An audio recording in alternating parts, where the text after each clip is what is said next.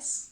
So today's lesson is about the bow hold, which is arguably one of the hardest things to do properly.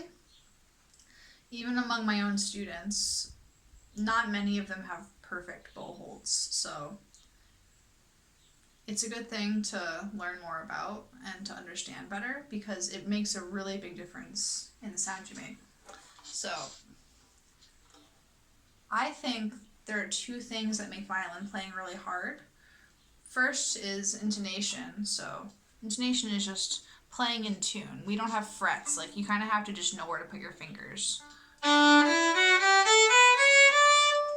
And that's why I put tapes on my students' violins when they first start out, so they know where to put their fingers. But even then, it's hard to get them in the right spot, as anybody who's played violin can tell you.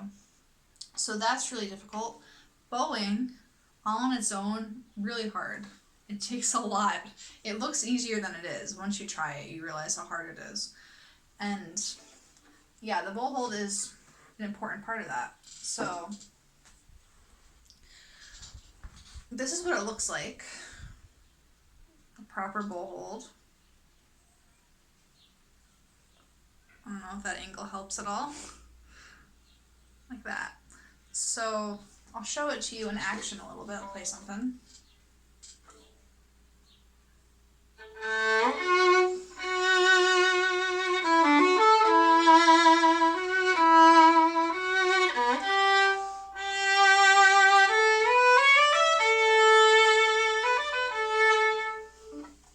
So yeah, that's what it looks like when I'm playing. You'll notice a lot of flexibility in my hand. When you're first starting out, you don't really want to think about that so much because you want to get the actual form of the bow hold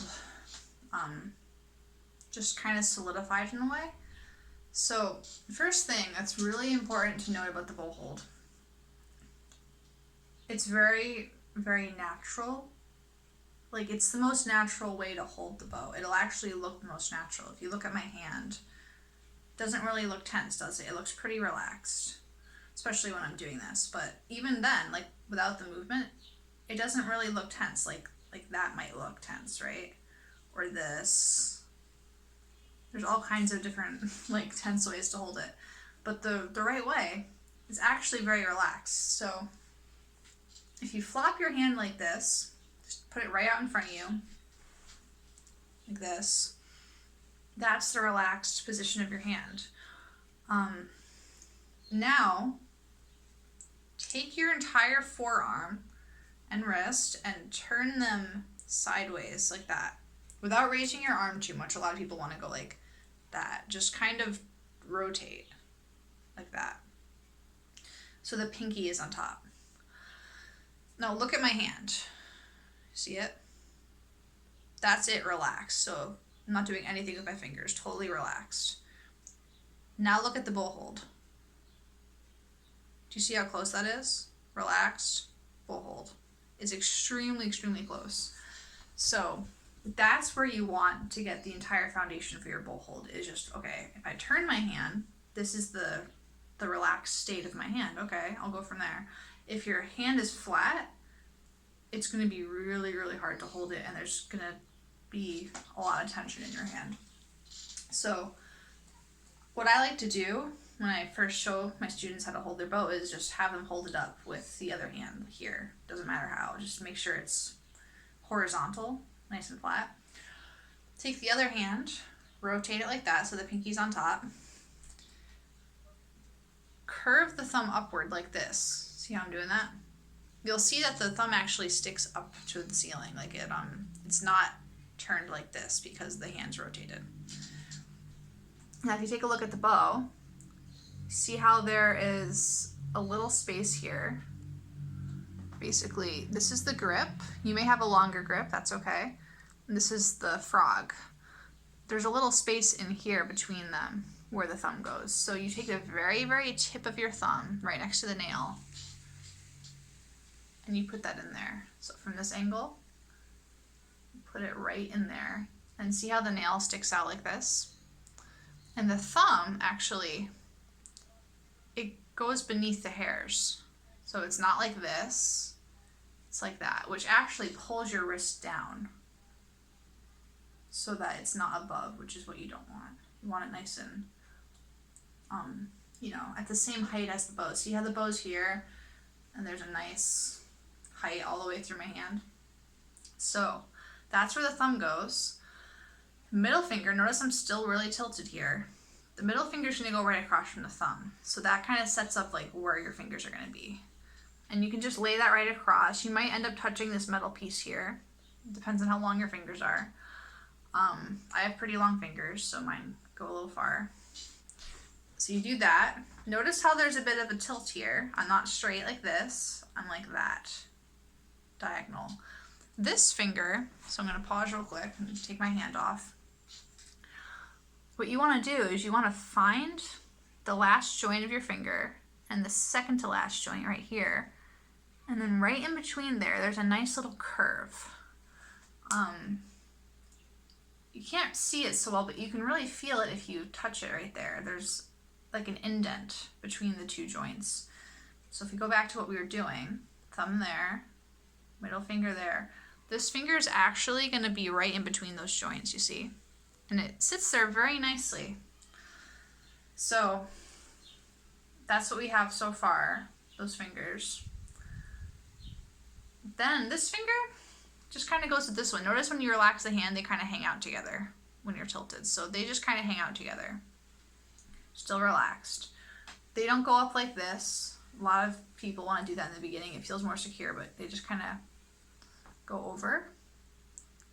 And the thumb, when you're a beginner, you want to make sure it stays pretty bent. Eventually, it'll kind of end up changing a little bit. Mine's usually more like this, but for now, you can even press your thumb up against the hair to make sure that it's bent for sure. You really, really don't want that. Having your thumb curved like that makes everything really tense. Then you add the pinky. I find that the pinky ends up over the dot. Okay, if you have really big hands, your fingers may just end up being spread out more. But in general, the spread of your fingers doesn't matter too much. You don't want them really close, but you don't want them like this. A lot of people want to put their pinky on the screw here. It's not where it goes. So somewhere over the frog, mine ends up right over the dot. It does move around a little bit when I play, but in general, that's where it'll be. What you'll notice is if you lift these fingers, you have the index finger, the pointer finger, the pinky, and the thumb. And they're all the most important fingers. Because when you're holding up the bow, the fingers that are mainly doing this, you see how I'm only holding it up with my pinky and my thumb? They are responsible for holding up the bow when it's not sitting on the string. Then when you put the bow on the string, the fingers that are mainly doing anything, notice I don't need my pinky anymore because now the string is holding up the bow. Now these fingers work together. The pointer finger pushes down on its side. It's a turning rotational motion. Pushes down on its side, and the thumb pushes up, and they work together to push the bow down. So if I don't push at all, you get this. If I really push, you get a louder sound. So it's really important that there's a good amount of space between the thumb and the pointer finger, and the pinky and the thumb. And I think, this is what I've noticed, they're actually equally spaced. If you look at where the pointer finger touches and where the thumb touches, it's like an equal space to where the pinky and the thumb touch. So that's a really good way to know if your bow hold is secure. Also doing this test that I did, you know, just the pinky and the thumb, that's a hard one to do. It's really hard to do, but it makes sure that you have a lot of support in your pinky. Forgot to mention when the pinky needs to be curved. You see how it does that? You'll probably notice it sticks up more than the other fingers. So another thing, pointer finger on its side, you see, not like this. See, if I did a flat hand like that, that's what my fingers would look like, which you don't want. See how tense it now looks? It just feels really tense right now. When you tilt, you mostly just feel the weight of the bow and the pinky, but everything else is kind of relaxed. And if your bow is on the string, you can actually feel very relaxed in every finger. Things to avoid: raising up your knuckles like this. So if you see your knuckles poking up at all, you're not relaxed. See how they're nice and flat. All the fingers are curved. Every single joint in this hand is curved. You don't want anything straight. Really common problems.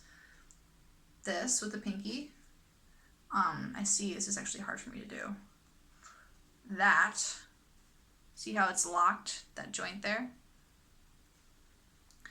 I've seen this bow hold before. It's a really good one. It's hard to play that way.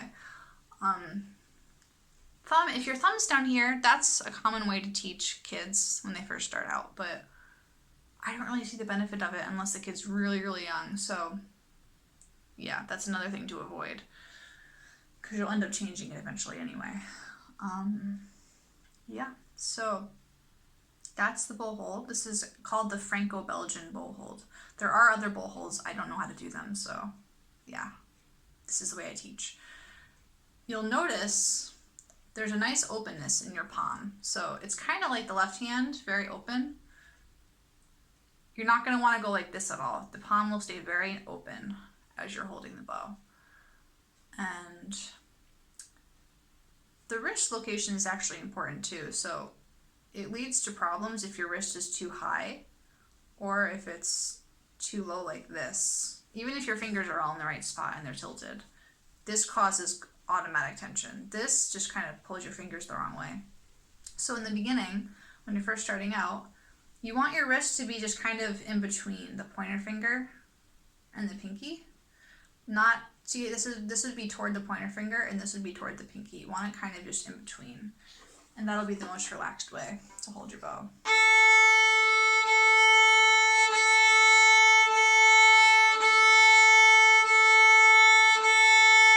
So that's it in action. You can see it from this angle too.